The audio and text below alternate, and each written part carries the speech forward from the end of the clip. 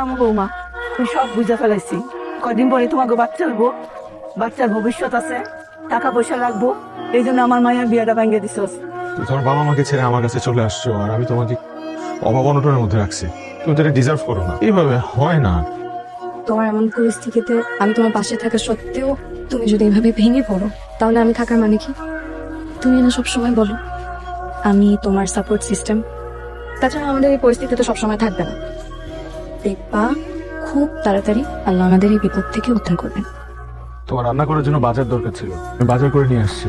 কোথা থেকে আনছি এত কিছু জানা তো দরকার নাই। মানুষ থেকে কি বলবে যে তুমি ট্রাক থেকে লাইনে দাঁড়িয়ে চাল ডাল ন্যায্য মূল্যে কিনো? মানুষ কি বলবে সেটা সেটা ভাবার সময় আমার এখন নাই তানিয়া। জিনিসপত্রের দামে আগুন। 1 মাস আগে আমি যেই দামে জিনিস কিনছি ওই একই জিনিস আমার এখন দ্বিগুণ দামে কিনতে হইতেছে। আর এখান থেকে কিনে আমি যদি কিছু টাকা বাঁচাইতে পারি, তো ক্ষতি কোথায়? সেই টাকা দিয়ে আমি অন্য কিছু কিনতে পারলাম। আর এমন তো না যে আমি ওখান থেকে ভিক্ষা করে আনছি, আমি টাকা দিয়ে আনছি। তাহলে এখানে লজ্জার কি আছে? তাই বলে তুমি তাই বলে কি? হ্যাঁ, আমি পরিস্থিতির শিকার, পরিস্থিতি আমাকে বাধ্য করছে, এটা সত্য। হয়েছে কি, এই ধরনের পরিস্থিতিতে আমাদের মতো নিম্ন মধ্যবিত্ত মানুষদের হচ্ছে সমস্যা। এর মধ্যে নাই আমার চাকরি, সম্মান হারানোর ভয়, না পারতেছি রিক্সা চালাইতে, না পারতেছি হকারি করতে। আমাদের বাবুর ছবি দেখছো? তুমি খুশি হবে? বাবা হিসেবে আজকে আমার সবচেয়ে খুশি হওয়ার কথা, কিন্তু আমি খুশি হতে পারতেছি না। কারণ আমার মাথার মধ্যে হাজারটা চিন্তা।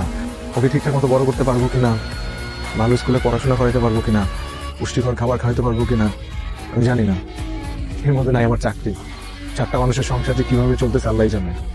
ওর যদি কোনো অযত্ন হয়, আমি এই জীবন ঘিরে কি করবো? আমার কাছে মনে হয় যে আহা, তুমি সবসময় বেশি চিন্তা করো। তো চিন্তা করার কিছু নাই, দেখবে সব ঠিক হয়ে যাবে। আজকে তো 25 তারিখ, আগামী মাসের 10 তারিখের মধ্যে আমরা বিয়ের প্রোগ্রামটা শেষ করে ফেলি। আমাদের কোনো সমস্যা নাই। আমার একটু একটা কথা আছে আঙ্কেল, কিছু মনে না করলে বিয়েটা যদি একটু পিছানো যায় কয়টা দিন, তাহলে খুব ভালো হয়। হ্যাঁ, 2-4 দিন তো এদিক সেদিক করাই যাবে, আর তোমাদের সুবিধাও তো আমাদের দেখতে হবে। 2-4 দিন না, 2-4 মাস হলে ভালো হয়। কেন 2-4 মাস কেন? আরে আমাদের আত্মীয় স্বজনরা ওই সময়টাই ফ্রি থাকবে, আর তোমাদেরও তো ছুটি নেই, ওর তো কানাডায় ব্যাক করতে হবে। হ্যাঁ, কিন্তু আমার আসলে একটু এই সমস্যা আছে, তাই না? তোমাদের সমস্যা তো লেগেই আছে একের পর এক। এই থামো, কথা বলতে দাও। তোমাদের এত সব সমস্যা থাকার পরও আমি এই বিয়েতে রাজি হয়েছি একটাই কারণ, আমার ছেলে তোমার বোনকে পছন্দ করেছে। এই আমার ছেলেকে তোমার বিয়ে রানতে পড়ানোর কথা ছিল না? কই পড়াওনি তো? আরে পড়াবে কিভাবে? তুমি তো থাকো টিসিবি ট্রাকের সামনে লাইনে দাঁড়িয়ে থাকো চাল ডাল কেনার জন্য। আঙ্কেল, আমার অবস্থাটা একটু বোঝার চেষ্টা করেন। যা বোঝার বুঝে গেছি। তোমাদের এত কিছুর পরও আমরা এসেছিলাম বিয়ের ডেটটা ফাইনাল করার জন্য, কিন্তু তোমাদের অবস্থা দেখে যা মনে হচ্ছে তাতে এই বিয়ের জন্য আমাদের আর আগানো ঠিক হবে না। এই চলো শুনুন, আমাদের যদি কোনো ভুল হয় ক্ষমা করবেন, চলো। এমনটা কেন করলি তুই? আমার মেয়ের এমন ভালো সম্বন্ধটা ভেঙে দিলি, সমস্যা কি তোর? ভাইয়া আমাকে যেখানে বেঁধে আমি সেখানে গিয়ে বসবো।